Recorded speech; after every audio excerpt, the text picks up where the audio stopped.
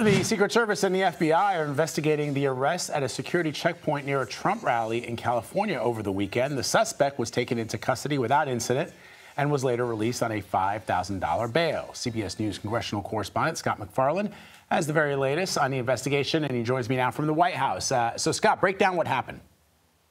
If federal investigators say former President Trump was not in danger at this event Saturday, and federal law enforcement source speaking with CBS News says this was not any indication of an attempted assassination.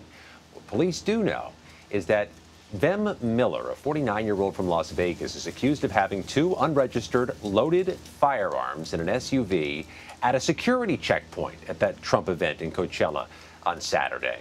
They say the car he was in was kind of disheveled, that it had a fake license plate, that there were fake IDs and boxes of ammo inside, and that somehow Miller got past the first security perimeter claiming he was a journalist, but didn't get past the second one.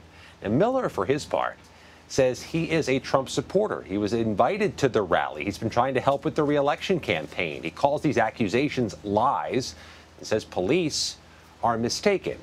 He's charged with 2 misdemeanors, Vlad. He's been released. He'll have a future court date. But the feds are emphasizing this was not any indication of an attempted assassination, even though the local sheriff, who has made social media posts in support of Donald Trump, has alleged otherwise. All right, Scott, so we reported that he posted bail, but what are some of the other charges he could possibly face?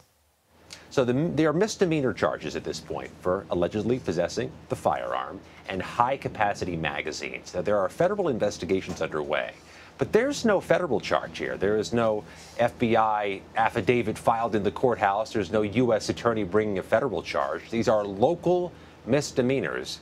His next court date is weeks away. All right, let's switch gears now and talk about hurricane relief efforts.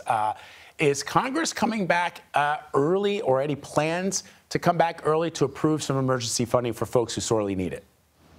Here at the White House, they've been urging Congress to approve new money to replenish FEMA's disaster aid pot and also to fund the Small Business Administration, which helps homeowners and businesses devastated by hurricanes do their rebuilding.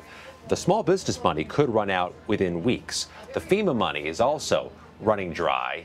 The House Speaker, speaking with Face the Nation this weekend, says there is enough to get through until Congress comes back in mid-November. Take a listen to Mike Johnson.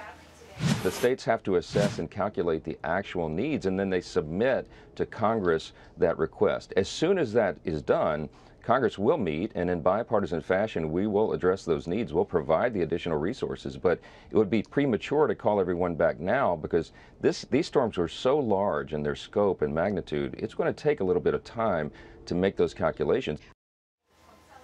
Vlad, it's unlikely Congress moves to come back to Washington this close to Election Day. The entire U.S. House is up for re-election and campaigning right now. But I tell you, Vlad, this is an untraditional political issue. It's a bipartisan members of Congress urging Congress to get back here and play it safe, including those from the storm zone. But at this point, their argument is not breaking through. All right. Scott MacFarlane for us, reporting from the White House this morning. Scott, thank you. Appreciate you. Thank you.